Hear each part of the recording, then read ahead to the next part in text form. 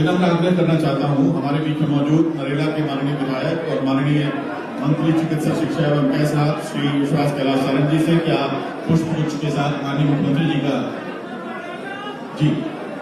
मैं विनम्र आग्रह करना चाहता हूं माननीय मुख्यमंत्री बात करें। बहुत बहुत धन्यवाद, बहुत बहुत धन्यवाद। श्री कुलदीप सिंह गुलाटी जी और श्री जसवीर सिंह जी से विनम्र आग्रह है कि आप हमारे बीच में मौजूद आदरणीय माननीय श्रीमती कृष्णा गौड़ जी का स्वागत करें। श्री कुलदीप सिंह गुलाटी जी और श्रीमती श्री जसवीर सिंह जी।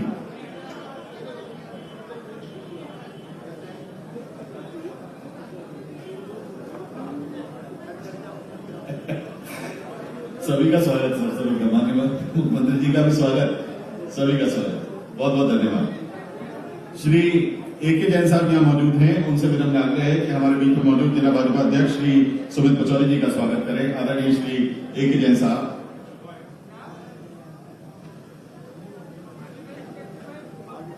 अगर मुझसे कोई त्रुटि हो रही हो, कोई हमारे अन्य समाज के प्रतिनिधि यहाँ मौजूद हो, वो माननीय मुख्यमंत्री जी का स्वागत करना चाहते हो तो आइए हार्दिक स्वागत करें।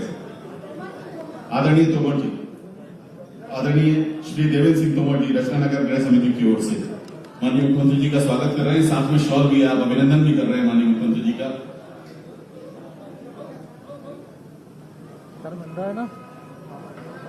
बहुत बहुत धन्यवाद।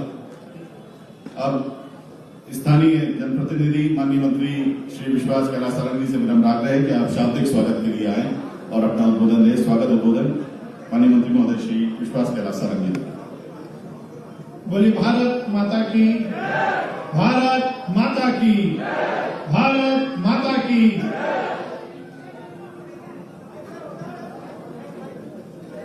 आज के इस बहुत ही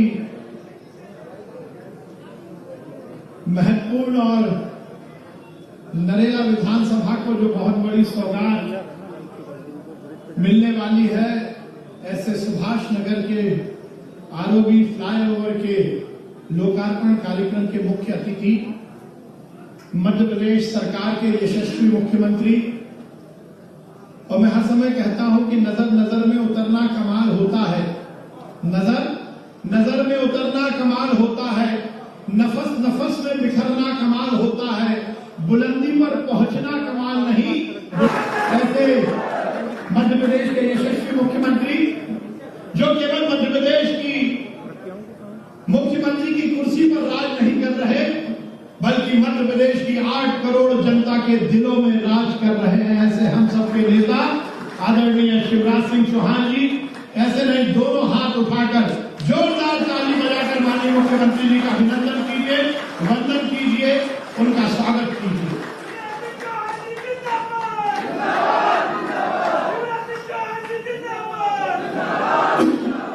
हम सबके बीच में उपस्थित मध्य प्रदेश सरकार के लोक निर्माण मंत्री, भारतीय जनता पार्टी के वरिष्ठ नेता आदरणीय गोपाल भार्गव जी, एक बार जोरदार ताली बजाकर गोपाल भार्गव जी का भी अभिनंदन कीजिए, स्वागत कीजिए। हम सबके बीच में उपस्थित गोविंदपुरा विधानसभा की हमारी पड़ोस की ही विधायक आदरणीय कृष्णा गौड़ जी का भी जोरदार ताली बजाकर स्वागत कीजिए। हमारे भारतीय जनता पार्टी के जिले के अध्यक्ष भाई सुमित पचौरी जी का भी जोरदार ताली बजाकर स्वागत कीजिए। यह हम सबके लिए बहुत सौभाग्य की बात है कि नरेला विधानसभा का ये क्षेत्र, यदि हम भौगोलिक दृष्टि से देखें तो अशोका गार्डन नरेला विधानसभा का हृदय है। और अशोका गार्डन क्षेत्र में जब हमें आना होता है, क्योंकि नरेला विधानसभा की हम भौगोलिक स्थिति देखें तो नरेला विधानसभा रेलवे पटरी की शहर की एक तरफ बसी हुई विधानसभा है। हमें किसी और क्षेत्र से नरेला विधानसभा में आना होता है तो हमें रेलवे पटरी को पार करना होता है, चाहे हम अंडरपास से निकले या रेलवे फाटक पर हम इंतजार करें। 2008 में जब माननीय मुख्यमंत्री जी ने मुझे इस क्षेत्र का प्रतिनिधित्व करने का आदेश दिया, उस समय नरेला विधानसभा बहुत पिछड़ी हुई विधानसभा थी। भाइयों साथियों, आप मेरी बात से इत्तेफाक रखेंगे कि यदि भोपाल में मध्य प्रदेश में सबसे ज्यादा पानी की कमी कहीं थी पेयजल की, तो वो नरेला विधानसभा में थी। टैंकरों के माध्यम से पानी आता था। और जब मैं चुनाव लड़ने आया तो मैंने आपसे वादा किया कि आपका प्यार, आपका दुलार, आपका स्नेह, आशीर्वाद मिलेगा। और यदि मैं नरेला विधानसभा का विधायक बना तो मैं एक एक घर में नर्मदा का जल पहुंचाऊंगा। और भाइयों और साथियों, 5 साल का वादा माननीय मुख्यमंत्री जी के आशीर्वाद से हमने 3 साल में पूरा किया और घर घर में नर्मदा का जल पहुंचाया। तो पीछे वालों के घर में आ रहा क्या? सबके आ रहा है ना? तो माननीय मुख्यमंत्री जी का ताली बजाकर धन्यवाद कीजिए। आज हम ताकत के साथ कहते हैं कि नरेला विधानसभा के एक एक घर में हमने नर्मदा का जल पहुंचाया है। नर्मदा का जल आ गया, उसके बाद हमने रोड का जाल बिछवाया। मैंने माननीय मुख्यमंत्री जी से निवेदन किया और मुझे इस बात की प्रसन्नता है और मुझे इस मंच से कहते हुए बड़ी प्रसन्नता होती है, पहली बार इस प्रदेश के किसी मुख्यमंत्री ने शहरों के विकास के लिए मुख्यमंत्री अधोसंरचना विकास के माध्यम से करोड़ों रुपए की लागत से हमने पैसा दिया और उसी का परिणाम निकला। चाहे नरेला विधानसभा में 80 फीट की रोड हो या 8 फीट की गली हो, हमने सबको पक्का बनवाया या नहीं बनवाया? एक एक क्षेत्र में हमने पक्की रोड का निर्माण करवाया। भाइयों और साथियों, आपको याद होगा 2006 में जब मैं इस क्षेत्र का विधायक नहीं था, महामारी बाढ़ में भोपाल में बारिश हुई और यहाँ पर बाढ़ आ गई थी। माननीय मुख्यमंत्री जी स्वयं आए थे और हमने बाढ़ से लोगों को निजात दिलवाई थी। हमने माननीय मुख्यमंत्री जी से निवेदन किया कि नरेला विधानसभा लो लाइन पर बसी हुई विधानसभा है, जरा सी भी ड्रिजलिंग होती है, जरा सी भी बारिश होती है और भोपाल की नरेला विधानसभा में बाढ़ की स्थिति बन जाती है। मुझे यह कहते हुए प्रसन्नता है, माननीय मुख्यमंत्री जी के सौजन्य से हमने लगभग 250 करोड़ रुपए की लागत से नाले नालियों का निर्माण कराया और पिछले 4 साल से नरेला विधानसभा में 1 इंच भी पानी नहीं बढ़ा।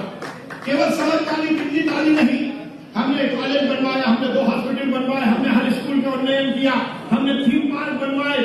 जैसा मैंने कहा कि एक तरफ बसी हुई पटरी के एक तरफ बसी हुई ये नरेला विधानसभा में भोपाल के किसी और स्थान से आना होता था, हमें रेलवे की पटरी का पार करना होता था। हमने माननीय मुख्यमंत्री जी से निवेदन किया, 1 नहीं, 2 नहीं, 3 नहीं, 4 नहीं, 5 फ्लाईओवर की सौगात माननीय मुख्यमंत्री जी ने नरेला विधानसभा में दी। आज केटक ब्रिज हमने बनकर तैयार करवा दिया है। सुभाष नगर आरओबी का आज हम लोकार्पण कर रहे हैं। एजबाग फाटक पर आरओबी बनने वाला है, मंडी पर बनकर लगभग तैयार होने वाला है। और एक हमारा बहुत महत्वाकांक्षी फ्लाईओवर और हमारी योजना कि स्टेशन नंबर प्लेटफॉर्म नंबर 1 से और छोला मंदिर तक एक हम लगभग 150 करोड़ रुपए का फ्लाईओवर बनवाने वाले हैं, जिससे नरेला विधानसभा की तस्वीर और तकदीर दोनों बदल जाएगी। भाइयों और साथियों, विकास के मामले में शिवराज सिंह चौहान जी ने मध्य प्रदेश में जो किया है, निश्चित रूप से हम सब के लिए ये बहुत बड़ी सौगातें हैं। आज हम सब आजादी की 75वीं वर्षगांठ मना रहे हैं। भाइयों और साथियों, ये पूरा क्षेत्र सुभाष बाबू के नाम से जाना जाता है। चाहे सुभाष नगर का ये पूरा क्षेत्र हो या प्रभात चौराहा, जहां पर सुभाष चंद्र बोस जी की प्रतिमा का आज माननीय शिवराज सिंह चौहान जी ने लोकार्पण किया। ये फ्लाईओवर भी बनकर तैयार हुआ और हमने ये विचार किया है कि हम नरेला विधानसभा में जो थीम पार्क की सीरीज का निर्माण करवा रहे हैं, उसमें हम इसी आरओबी के नीचे एक सुभाष चंद्र बोस जी की पूरी जीवन गाथा को वर्णित करते हुए थीम पार्क का निर्माण करवा रहे हैं। उसका लोकार्पण भी आज माननीय मुख्यमंत्री जी करने वाले हैं। नरेला विधानसभा में विकास के ऑप्टिमम तक हमने नरेला विधानसभा को पहुंचाया है और ये सब यदि हो पाया है तो निश्चित रूप से भारतीय जनता पार्टी की सरकार और शिवराज सिंह चौहान जी के कारण हो पाया है। विषय बहुत है। माननीय मुख्यमंत्री जी को हम जब जो बात बोलते हैं वो हमारी बातों को स्वीकार करते हैं। मैं माननीय मुख्यमंत्री जी से निवेदन करूंगा कि कुछ हमारे विधानसभा की और समस्याएं हैं, मैं यहाँ पर उसका वर्णन नहीं करना चाहता। मैं लिखित रूप में माननीय मुख्यमंत्री जी को जरूर प्रस्तुत करूंगा और मेरा ऐसा निवेदन है कि यदि आप उन समस्याओं के हल के लिए भी हमें कुछ मार्गदर्शन देंगे तो हमारी विधानसभा में और ज्यादा विकास के नए आयाम स्थापित हो सकेंगे। मैं बहुत धन्यवाद देना चाहता हूं मुख्यमंत्री जी को कि उनके कर कमलों से आज इस आरओबी का लोकार्पण हो रहा है और आजादी की 75वीं वर्षगांठ पर सुभाष चंद्र बोस जी के श्री चरणों में हमारी ये विनम्र श्रद्धांजलि है। आज सुभाष चंद्र बोस जी की जयंती पर मैं माननीय मुख्यमंत्री जी का बहुत अभिवादन करना चाहता हूं, बहुत धन्यवाद देना चाहता हूं और आप सब लोगों को यही विश्वास दिलाता हूं कि जिस विश्वास के साथ आपने भारतीय जनता पार्टी को इस विधानसभा में आगे बढ़ाया है, उस विश्वास की कसौटी पर खरे उतरते हुए हम सब ये सुनिश्चित करेंगे कि नरेला विधानसभा को हम विकास के मामले में मध्य प्रदेश की नंबर 1 की विधानसभा बनाएं। मैं माननीय मुख्यमंत्री जी का बहुत धन्यवाद देता हूं। बहुत बहुत धन्यवाद। भारत माता की जय। हिंदुस्तान जिंदाबाद। बहुत बहुत धन्यवाद माननीय मंत्री महोदय, आदरणीय श्री विश्वास कैलाश सारंग जी। और अब विनम्र आग्रह माननीय मंत्री लोक निर्माण एवं कुटीर उद्योग मध्य प्रदेश श्री गोपाल भार्गव जी से क्या आप आए और अपना उद्बोधन दें। आदरणीय श्री गोपाल भार्गव जी।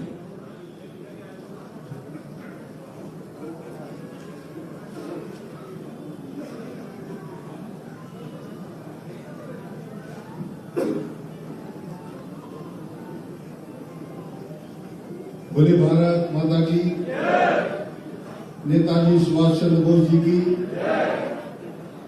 आज नेताजी की जयंती है। मैं मान के चलता हूं कि आज हम प्रदेश के एकमात्र लोकार्पण के एक ऐसे कार्यक्रम को कर रहे हैं जो हमारी प्रदेश की राजधानी का है। जोर से बोलेंगे एक बात, नेताजी सुभाष चंद्र बोस की।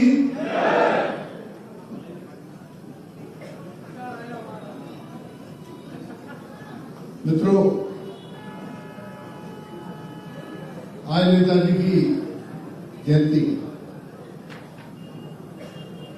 हमारे बीच में हमारे प्रदेश के और आप सबके लोकप्रिय, जनप्रिय और विकासप्रिय मुख्यमंत्री शिवराज जी विराजे, मेरे साथी जिनके जिम्मे चिकित्सा शिक्षा जैसा अहम विभाग है, जैसे हमारे वरिष्ठ नेता श्री विश्वास सारंग जी साथ में है,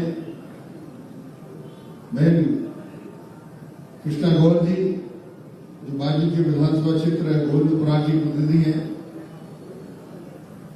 वरिष्ठ नेत्री है, मंच पर विराजमान है, भारतीय जनता पार्टी के जिलाध्यक्ष श्री पचौरी जी विराजमान है,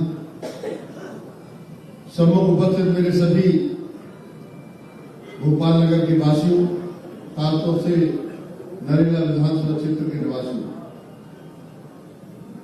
नेताजी ने एक नारा लगाया था बड़ा प्रसिद्ध, तुम मुझे खून दो मैं तुम्हें आजादी दूंगा, तुम मुझे खून दो मैं तुम्हें आजादी दूंगा। आज मैं आप सभी के सामने उस शिवराज जी के सामने कहना चाहता हूं, अभी हमें कोई सीमा पर जंग नहीं करना, देश को आजाद नहीं करवाना, देश को विकास के रास्ते पर ले जाना। और इसलिए आज मैं कहना चाहता हूं हम एक नया नारा गढ़ेंगे, शिवराज जी की तरफ से गढ़ेंगे, आप मुझे आशीर्वाद दो मैं तुम्हें विकास दूंगा, विकास के सिवा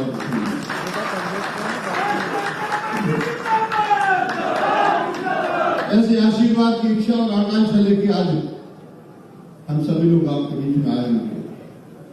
रेलवे ओवरब्रिज का निर्माण में जब यहां से निकलता था, मैं देखता था दर्जन वाहन फंसे हुए। कभी कभी तो यहाँ पर बीमार लोग, बहुत ही आवश्यक कार्य में जाने वाले लोग ऐसे फंसे रहते थे तो उनके घंटों बर्बाद हो जाता। आज वो शुभ दिन आया है, समय सीमा में कुछ व्यवधानों के चलते हुए पूरा किया गया लगभग 20 करोड़ रुपए की लागत है।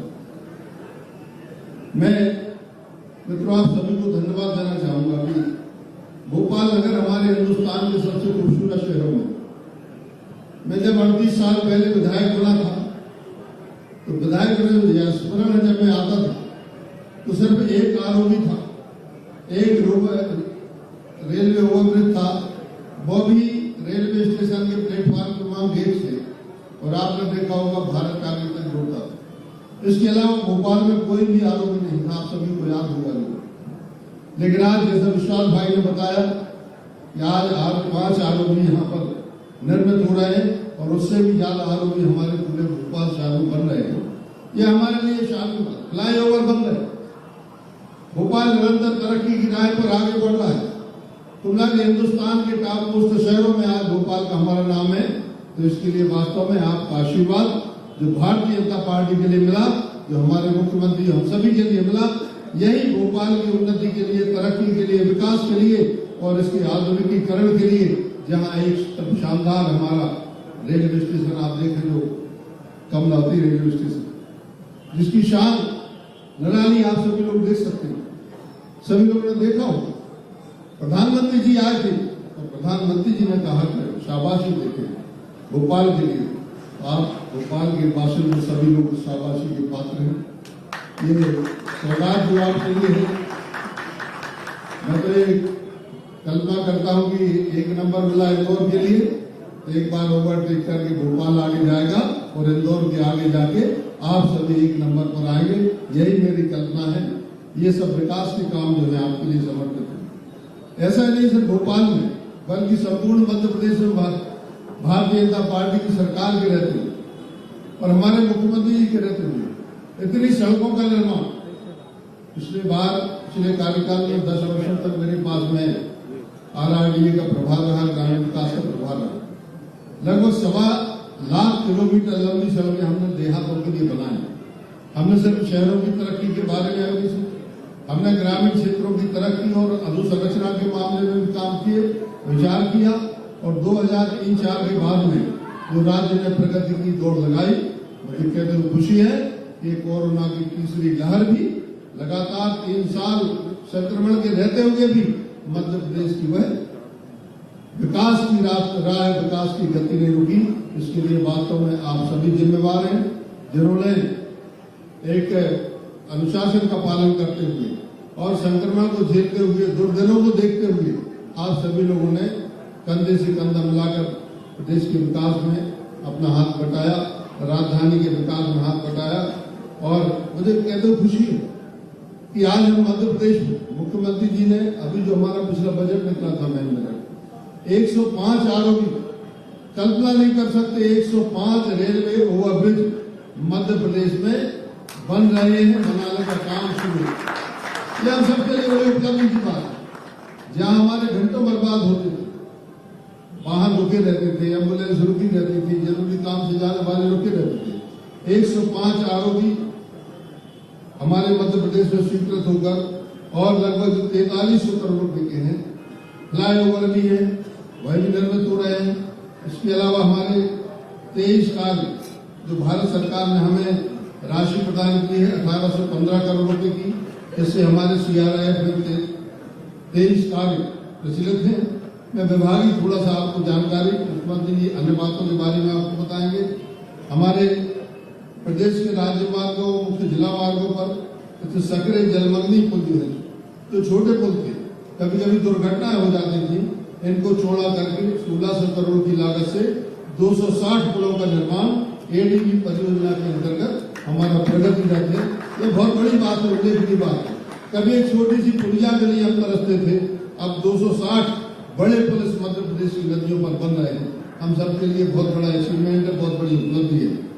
प्रदेश के विधानसभा क्षेत्रों में 460 सड़क मार्ग, जिनकी लागत 3287 करोड़ रुपया है, ऐसे 65 पुल 759 करोड़ रुपए के बजट में हमने समावेशित किए हैं। मित्रों, जो हमारा ब्रिज कॉर्पोरेशन क्षेत्र परिक्षेत्र है, इसमें 221 पुल, ROB और फ्लाईओवर प्रगतिरत हैं, जिनकी लागत 3452 करोड़ रुपए है। और ओंकारेश्वर जिला खंडवा में मुख्यमंत्री जी के निर्देश पर उनके विचार, उन्होंने जो अनुभूति की हमारी पुरानी विरासत को सहेजने की, तो हम लोग आदि गुरु शंकराचार्य जी की प्रतिमा स्थापना करने को अद्वैत संस्थान के निर्माण में जो अधोसंरचना का काम है, उसको भी लोक निर्माण विभाग शंकराचार्य जी की ऐसी प्रतिमा जो भारत को क्या इस संसार में कहीं नहीं होगी, ऐसी प्रतिमा की स्थापना का काम आदि शंकराचार्य जी की आप सबसे काम कर रहे हैं। और एक बहुत पुलों की सुरक्षा के बारे में एक हम लोग ब्रिज जो भी पुल है उनके जो उनका ऑडिट का काम है कि पुल की स्थिति क्या है।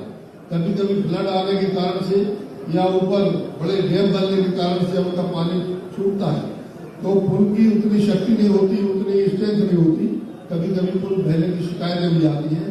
तो इसके बारे में भी हम लोग समग्र रूप से विचार करके इसको ठीक करेंगे। ये मैंने विभाग के बारे में थोड़ी आपको जानकारी दी। बाकी आज जो आरओबी का लोकार्पण हुआ नेताजी सुभाष जी की जयंती पर, तो मैं सभी से अपेक्षा और आकांक्षा करता हूँ कि नेताजी ने जैसा कहा था और मैंने जैसा पूर्व में कहा, आपका आशीर्वाद मिलता रहेगा तो कोई भी काम नहीं। विश्वास भाई ने कहा कि जब वो विधायक बने थे तो पानी नहीं आता। अब मुझे तो कहते हुए खुशी है कि हिंदुस्तान की सभी 23,000 पंचायतों में घरों में टोटियां लगा के मुख्यमंत्री जी ने योजना जल निगम के माध्यम से और प्रधानमंत्री के माध्यम से बनाई है। आज कहते हुए खुशी है, ग्राम भी खुशहाल है, शहर भी खुशहाल है और हमारा भोपाल तो आनंद का स्थान हो गया है। ऐसी झील, ऐसा वातावरण, ऐसी हरियाली, बाहर के लोग आते हैं, यदि उनको बताए नहीं तो वो कह रहे हैं किसी यूरोप या अमेरिका का बहुत बड़ा टुकड़ा हमें समझ में आता है। आप सबको जैसे भोपाल शहर को और सुंदर बनाने के लिए, आधुनिक बनाने के लिए भारतीय जनता पार्टी कृत संकल्प है। आपके लिए तो वैसे भी स्मार्ट सिटी का दर्जा मिला हुआ है। आप खुद भी स्मार्ट बने, शहर को स्मार्ट बनाए, प्रदूषण मुक्त रहे, यही मेरी आप सभी लोगों से अपेक्षा है। सभी के लिए बहुत बहुत धन्यवाद। नमस्कार। बहुत बहुत धन्यवाद माननीय महोदय श्री गोपाल भार्गव जी। आदरणीय देवी सज्जनों, अब हम माननीय मुख्यमंत्री जी को 2 छोटी फिल्में 1-1 मिनट की दिखाना चाहते हैं। इसमें सुभाष नगर फ्लाईओवर का माननीय मुख्यमंत्री जी ने लोकार्पण किया है उसके बारे में, और उसके बाद जो सुभाष चंद्र बोस जी के जीवन पर एक थीम पार्क हम बना रहे हैं उसकी जानकारी होगी। 1-1 मिनट की 2 शॉर्ट फिल्म्स।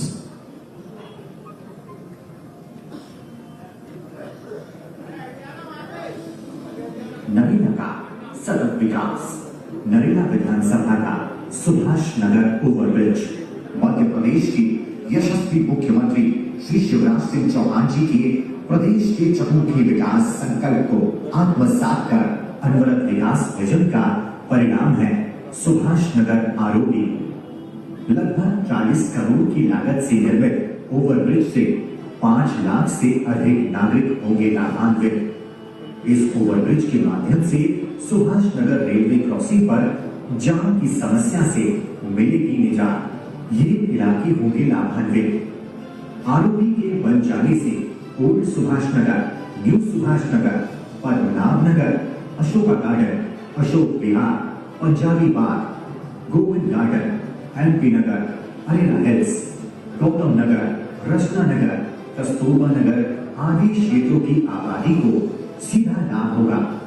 नरेला विधानसभा क्षेत्र के इंफ्रास्ट्रक्चर को सुदृढ़ करता एक और ब्रिज जनता को हो रहा समर्पित। नरेला के विकास का पुल। अब सुभाष चंद्र बोस जी के जीवन वृत्त पर आधारित थीम पार्क के बारे में जानकारी।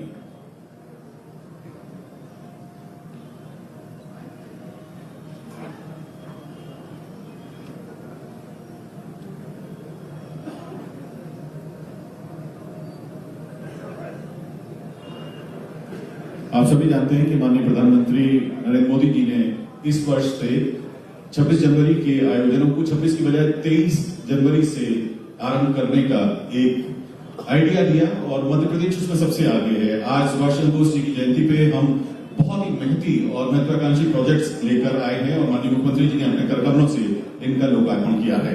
Subhash Chandra Bose theme park. Subhash Nagar, new Subhash Nagar, Padmanabha नगर, अशोका गार्डन, आजादी अशोक विहार, पंजाबी बाग, मध्य प्रदेश सरकार द्वारा एमपी नगर, आजादी के हिल्स, नेताजी नगर, रचना नगर, उनके संघर्षमय जीवन की क्षेत्रों की आबादी को पार्क का भूमि पूजन। आजादी की क्रांति में सब बहुत बहुत धन्यवाद। स्टॉप कर दें उसको, स्टॉप कर दें। हम आप सभी की ओर से विनम्रता पूर्वक बहुत आदर के साथ माननीय मुख्यमंत्री जी को आमंत्रित कर रहे हैं। उनके आशीर्वचनों के लिए जोरदार तालियों से आइए अभिनंदन करें माननीय मुख्यमंत्री जी का।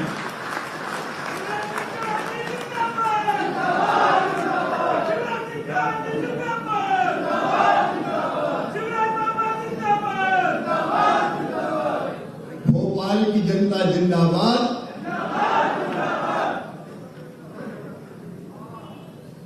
भांजे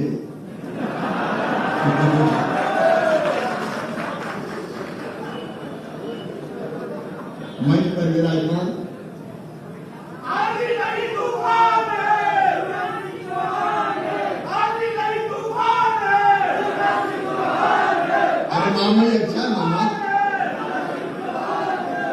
मंच पर विराजमान मध्य प्रदेश सरकार के वरिष्ठ मंत्री, वरिष्ठ नेता और सड़कों की सौगात मध्य प्रदेश को देने का काम जिनके पास है, आदरणीय श्रीमान गोपाल भार्गव जी, आपके लोकप्रिय नेता, मेरी सरकार के यशस्वी मंत्री, जिनने कोरोना से मध्य प्रदेश को बचाने में बहुत महत्वपूर्ण योगदान दिया है, हमारे चिकित्सा शिक्षा मंत्री भाई विश्वास सारंग जी,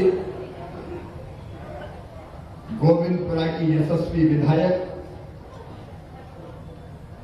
पिछड़ा वर्ग आयोग की सदस्य बहन श्रीमती कृष्णा गौर जी, भारतीय जनता पार्टी के जिले के अध्यक्ष भाई सुमित पचौरी जी, हमारे सभी प्रशासनिक अधिकारी साथीगण, सभी वरिष्ठ हमारे रहवासी संघों के और इस क्षेत्र के नागरिकगण, आज सुभाष जयंती पर आयोजित इस कार्यक्रम में उपस्थित मेरी बहनों, मेरे भाइयों, मेरे भांजे भांजियों, आप सबको दोनों हाथ जोड़ के प्रणाम करता हूं, आप सबको नमस्कार करता हूं। सबसे पहले नेताजी के चरणों में प्रणाम। भारत माता के ऐसे अमर सपूत कि जिन्होंने भारत माता के पैरों से परतंत्रता की बेड़ियां काटने के लिए अपना सब कुछ न्योछावर कर दिया। ये बात सच है कि पहले वो कांग्रेस के सदस्य थे और लोकप्रिय इतने थे नेताजी कि जबलपुर में त्रिपुरी अधिवेशन कांग्रेस का हुआ। महात्मा गांधी जी नहीं चाहते थे, ये इतिहास में दर्ज है कि नेताजी सुभाष चंद्र बोस कांग्रेस के अध्यक्ष बने। गांधी जी के उम्मीदवार थे पट्टाभी सीतारमैया, लेकिन नेताजी सुभाष चंद्र बोस बावजूद उसके भारी बहुमत से कांग्रेस के अध्यक्ष चुने गए। जबलपुर में त्रिपुरी कांग्रेस कहते हैं उसको, और जनता इतनी उत्साहित थी कि बाबर को हाथी मंगाए थे नेताजी के जुलूस के लिए। नेताजी अस्वस्थ हो गए, बहुत बुखार था। उसके बाद भी मंच पे आकर उन्होंने भाषण दिया। उनको लगा कि अंग्रेज बड़े कुटिल हैं, चालाक हैं, वो केवल अहिंसा की भाषा नहीं समझे, क्योंकि अंग्रेज देश को बांटने का काम कर रहे थे। डिवाइड एंड रूल, फूट डालो और राज करो। तब नेताजी ने तय किया कि अंग्रेजों को अगर हिंदुस्तान की सरजमी से खदेड़ना है तो केवल अहिंसा से काम नहीं चलेगा।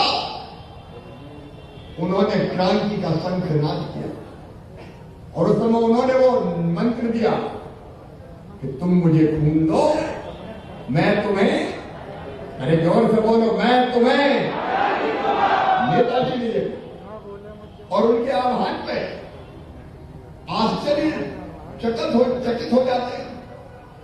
हजारों पूर्व सैनिक आजाद हिंद फौज में शामिल हो गए और आज मुझे कहते हुए गर्व है 23 जनवरी को, उनके जन्मदिन के दिन, कि आजाद हिंद फौज ने अंग्रेजों पे हमला किया और अंडमान निकोबार हो चाहे मणिपुर हो, सबसे पहले तिरंगा झंडा फहराया तो नेताजी सुभाष बाबू की आजाद हिंद फौज ने भारत की सरजमी पर फहराया। आप कल्पना कर सकते हैं, देश के बाहर निकल जाए, वहां सेना खड़ी कर लेना।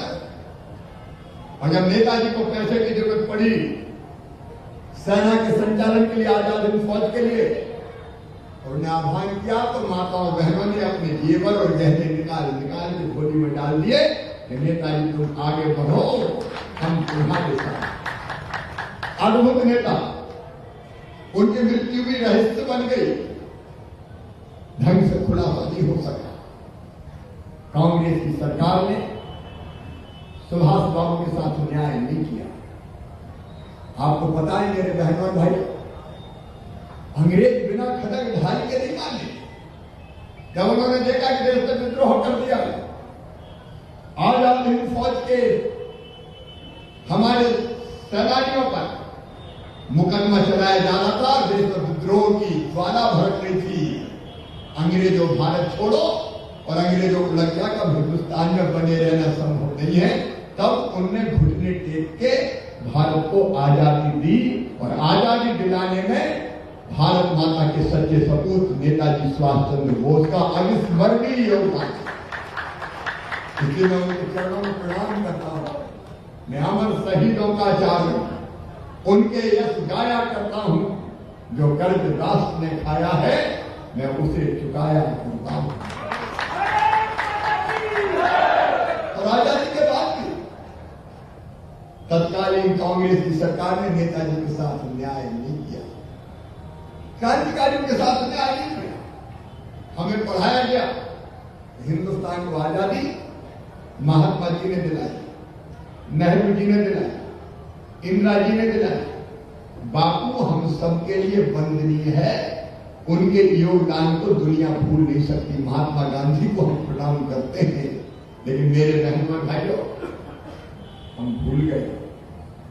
हम भूल गए महारानी लक्ष्मीबाई को, हम भूल गए तात्या टोपे को, हम भूल गए नाना साहब पेशवा को, हम भूल गए अमर शहीद कुंवर सिंह को, हम भूल गए राणा बख्तावर सिंह को, हम भूल गए टंका मामा को, हम भूल गए भीमा नायक को, हम भूल गए राजा रंगनाथ साहब को, शंकर साहब को, हम भूल गए राज बिहारी बोस को, हम भूल गए खुदीराम बोस को, हम भूल गए अमर शहीद उधम सिंह को, हम भूल गए लाल पाल की जोड़ी को, हम भूल गए शहीद आजम सरदार भगत सिंह को, हम भूल गए चंद्रशेखर आजाद को, हम भूल गए दुर्गा भाभी को, हम भूल गए अशफाक उल्लाह खान को, हम भूल गए नेताजी सुभाष चंद्र बोस को, हम भूल गए स्वतंत्र वीर सावरकर को।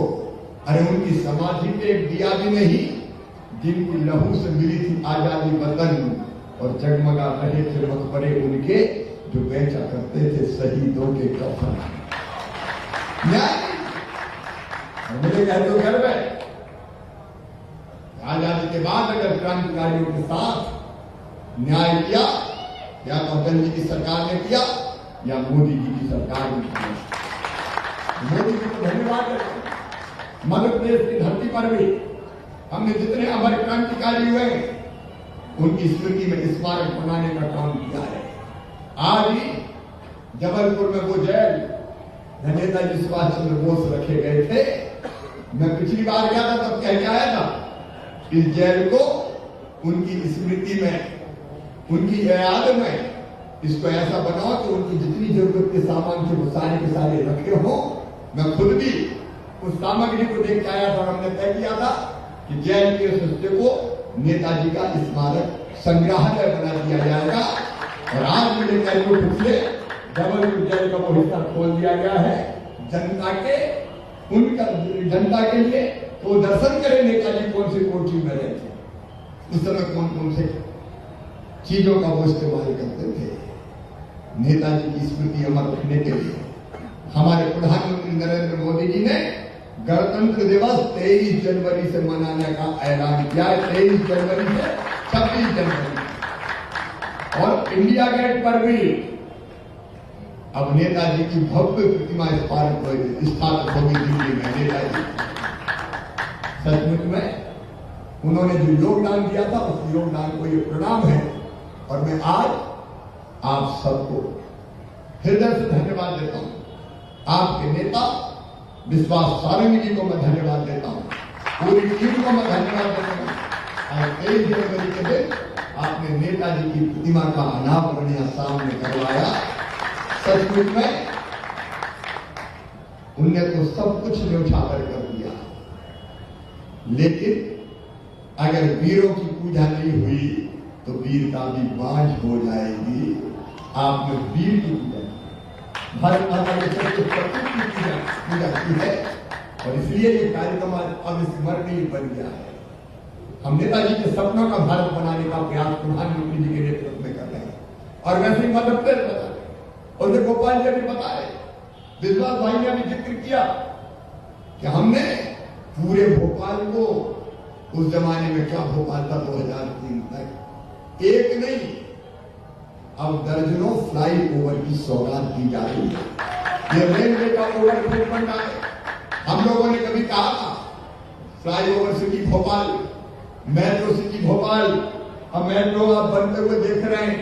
IT city Bhopal, heritage city Bhopal, green city Bhopal, clean city Bhopal, Bhopal को नए स्वरूप में उभार के पूरे हिंदुस्तान में स्थापित करने का काम आपके सहयोग से किया। विश्वास ये भी बता देते आप कि नरेला विधानसभा में भी अशोका गार्डन क्षेत्र क्या अलग अलग हमारे इलाके कितने काम किए हैं और अभी भी विश्वास की ललक गई नहीं है।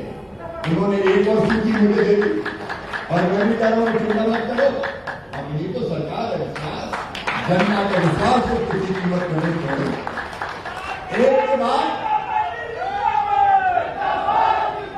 एक के बाद एक विकास के काम लगातार जारी रहेंगे। चाहे पीने के लिए नर्मदा जल का सवाल हो, स्वच्छ भोपाल बनाने का 2 अपील आज मैं जरूर करना चाहूंगा। एक, मैं प्रधानमंत्री को प्रणाम, प्रधानमंत्री जी को प्रणाम करता। देखो कोरोना की तीसरी लहर चल रही है, बीमार इन्फेक्टेड तो बहुत हो रहे हैं, इन्फेक्शन कई हो रहा है, लेकिन पहली और उसके बाद सबसे भयानक दूसरी लहर में जो नुकसान हुआ था वो हम कभी भूल नहीं सकते। हमने कई अपनों को खो दिया, अस्पताल भर गए थे, पांव रखने की जगह नहीं थी, ऑक्सीजन की हालत ऐसी हो गई थी कि रात रात भर हम जाते थे, रात रात कि कैसे ऑक्सीजन का टैंकर आ जाए। लेकिन तीसरी लहर आने के बाद भी आज भी बड़ी संख्या में केस मिल रहे हैं। आप जानते हैं अकेले भोपाल में 2000 से ज्यादा। लेकिन राहत की बात यह है कि धन्य है मोदी जी, वैक्सीन हिंदुस्तान को दे दी, हमने वैक्सीन लगा दी और एक एक आदमी को लगाने की कोशिश की है। ढूंढ ढूंढ के घर घर जाके लगा रही है। कलेक्टर, नगर निगम, कमिश्नर बाकी अमला भी है। मैंने कहा कोई भी छूटना चाहिए। आपने सबने वैक्सीन लगवा ली कि नहीं? जिनने लगवाई हाथ उठाओ। कोई रह गया हो तो भैया उसको भी लगवा लेना, क्योंकि यही वैक्सीन है जिसके कारण कोरोना हो तो रहा है लेकिन वो लंग्स तक नहीं जा रहा, गले में ही अटक के सर्दी जुकाम और बुखार की तरह समाप्त हो जाता है। और 60 साल से ज्यादा उम्र जिनकी हो गई वो भी चिंता मत करना, तीसरा भी लगवा लो, चिंता काय बूस्टर डोज भी लगवा, काय वो कोरोना को हमला कर देते। ये वैक्सीन से रोग प्रतिरोधक क्षमता बढ़ जाती है तो वैक्सीन से शरीर लड़ के उसको वायरस को वही खत्म कर देता है। और इसलिए 60 साल से ज्यादा उम्र वाले जिनको दूसरी भी कोई बीमारी, डायबिटीज हो, ब्लड प्रेशर हो और कोई बीमारी हार्ट की हो, किडनी की हो, भैया जरूर लगवा लें, कोई संकोच की बात नहीं, लगवाओ। और अब बच्चे 15 से लेकर 17 साल के क्या सब मिल जाएगी? तो थोड़े मिल नहीं रहे या ढूंढो खाता है, लगाओ भैया सबको। कलेक्टर कमिश्नर को भी रोज में खिंचाई करता हूँ, कितनी लगी बताओ, कौन कौन रह गए, सबको लगवाना। तो अभी 15 से 17 के साल के बच्चों को भी लग रही, 18 से ऊपर लगी है। इसी के कारण कोरोना का असर कम हो रहा है, लेकिन मास्क भी लगाए रखना। अब हमने देखा कि कुर्सी तो दूर दूर लगी है, सोशल डिस्टेंसिंग बना के बैठे, लेकिन कई बार जब जोश में लोग मानते नहीं, मामा एक सेल्फी हो जाए। अच्छा मैं पुलिस को तो दूर कर देता हूँ, भाई बीच में मत आओ, मामा दुबला पतला, तो नौजवान की पकड़ के खींच देते, मामा सेल्फी हो जाए। लेकिन कोरोना तक थोड़ी सावधानी रखना है। अभी मैं बसा कर एक छोटा सा गांव था, सागर जिले के केसरी ब्लॉक का, वहां की आती वहां भी माता बहने सचमुच में जागरूक बहुत है, लेकिन भैया का लाड़ प्यार इतना है कि वो फिर मास्क भूल जाती है। तो वहां भी मैं बात बोल बहन मास्क तो लगाओ कम से कम, ये जरूरी है। तो मास्क लगाए रखें, दूरी बनाए रखें, कोरोना से मुकाबले करें। एक दूसरी मैं प्रार्थना आपसे करना चाहता हूं, ये भोपाल स्वच्छता के मामले में भाई थोड़ा पिछड़ रहा है। बताओ अपना शहर गंदा रहना चाहिए क्या? अरे जोर से बोलो, रहना चाहिए क्या? ये सारे रहवासी समिति अध्यक्ष वरिष्ठगण बैठे, मेरे कार्यकर्ता और जनता के साथी बैठे। मैं आपसे अपील करता हूं, अपना नरेला विधानसभा क्षेत्र को भी हम स्वच्छता के मामले में अव्वल दर्जे पर लेके आएंगे। उसमें भी सब रहवासी संघों का सहयोग चाहिए। और तीसरी बात भैया, हम सड़क तो बनाएंगे, पुल पुलिया बनाएंगे, स्मार्ट सिटी बनाएंगे, मेट्रो बनाएंगे, लेकिन गरीबों की जिंदगी भी बनाएंगे, उनकी जिंदगी भी बदलेगी। एक दिन में बहुत ठंड थी, तो हमने कहा जरा शहर के हाल देखने निकल पड़ते हैं। तो हम गए पहले सुल्तानी अस्पताल के पास रैन बसेरा में, फिर और एक हमीदिया अस्पताल के वहां गए। फिर मैंने कलेक्टर और नगर निगम कमिश्नर से कहा कि नहीं जरा रेलवे स्टेशन पर देखते हैं कहीं कोई बाहर तो नहीं सो रहा, बस स्टैंड पर देखते हैं वहां तो नहीं सो रहा। हमको कुछ लोग फुटपाथ पर सोते हुए मिले।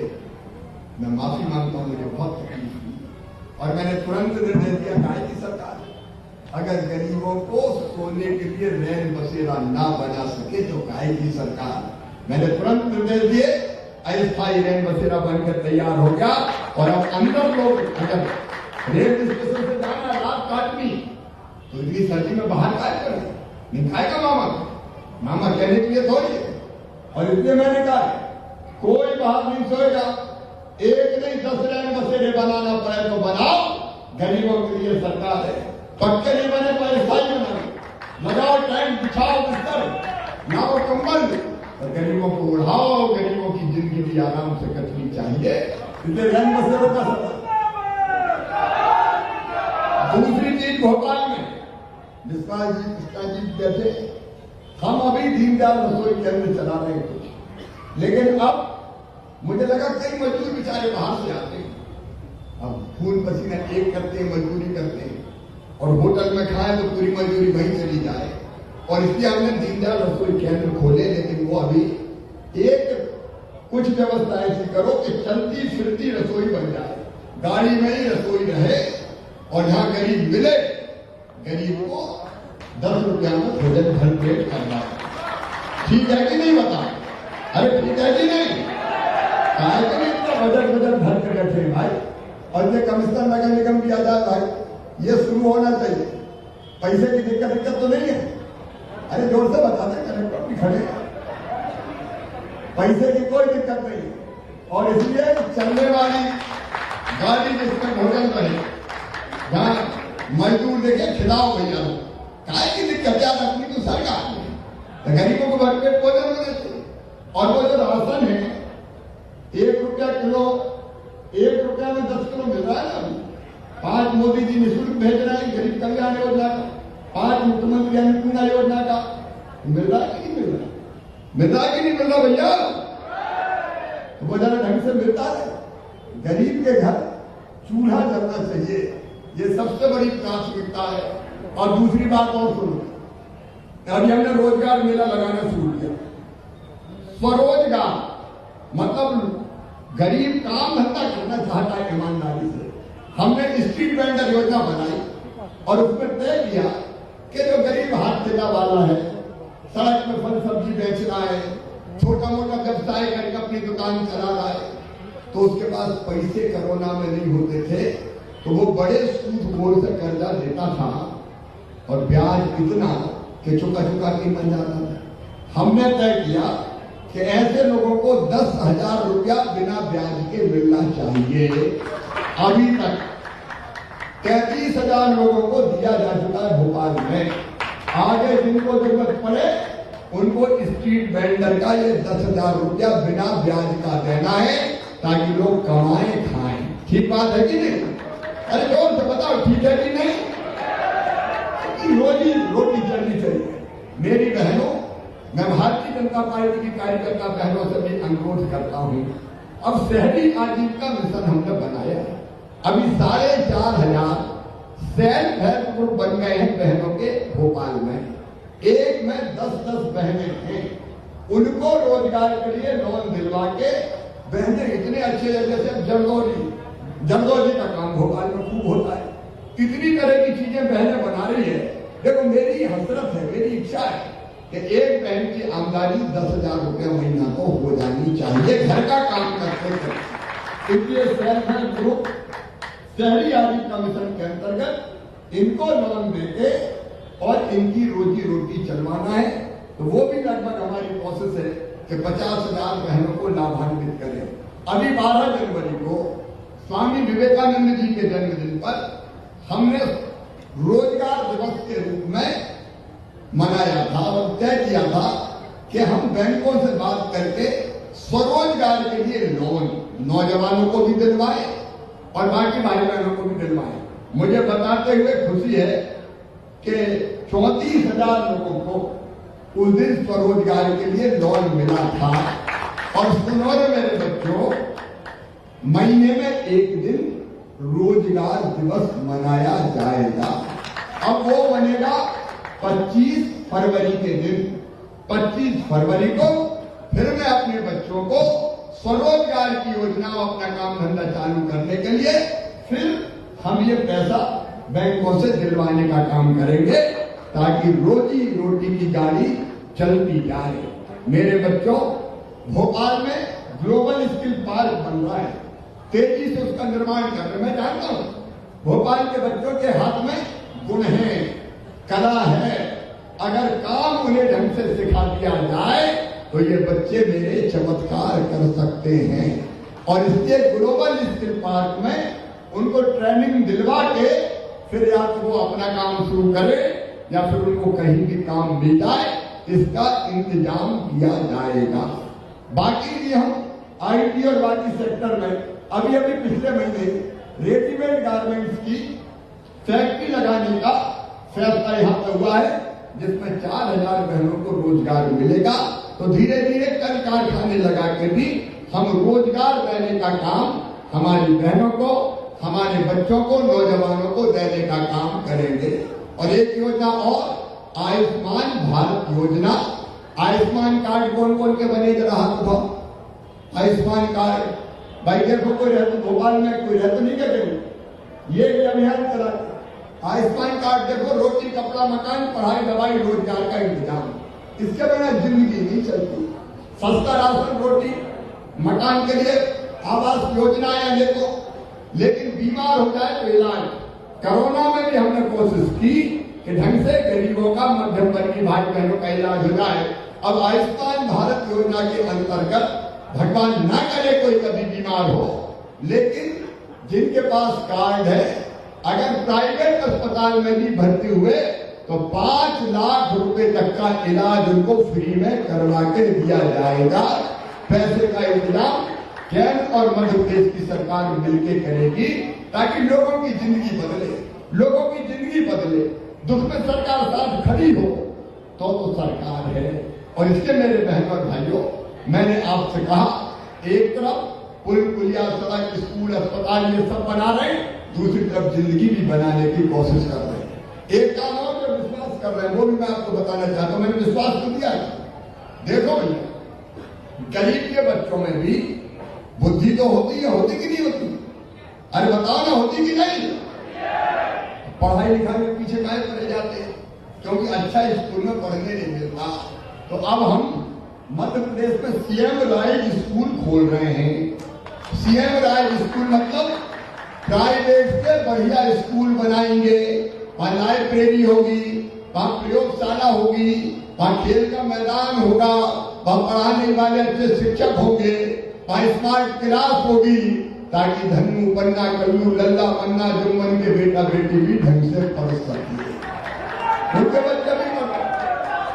और एक बात और सुनो मेरे भैया, कुछ लोगों ने षड्यंत्र सा किया अपने यहाँ, अंग्रेजी मेडिकल की पढ़ाई बोले अंग्रेजी में, इंजीनियरिंग की पढ़ाई अंग्रेजी में। अब अपन तो हिंदी में पैदा हुए, बताओ अंग्रेजी का सब। तो बड़े बड़े लोगों के बच्चे तो अंग्रेजी पढ़ पढ़ के चले जाते हैं गिटर गिटर। गांव में कहते हैं नामा सीटी घर करिया पीटी, अंग्रेजी समझ में नहीं आ रही। तो अब क्या करें? तो हमने तय किया कि अब मेडिकल की पढ़ाई भी मध्य प्रदेश में हिंदी में होगी, इंजीनियरिंग की पढ़ाई भी हिंदी में होगी। बोलो होना चाहिए कि नहीं? नहीं तो बड़े बड़े लोगों के बच्चे बच्चे जाए और हमारे सब रह जाए। और ये साफ से विश्वास ये इस साल मेडिकल की पढ़ाई की हिंदी में पाठ्यक्रम बन के तैयार हो जाए, ताकि गरीब का बेटा बेटी भी डॉक्टर बन जाए, इंजीनियर बन जाए और आगे बढ़ पाए। और नई दिशा में मध्य प्रदेश की सरकार आम आदमी के लिए, आम इंसान के लिए काम कर रही है। हम खूब विकास भी करेंगे और जनता का कल्याण भी करेंगे, रोजी रोटी की व्यवस्था भी करेंगे। हर दुख की घड़ी में आपके साथ खड़े होकर संकट से निकाल के भी ले जाएंगे।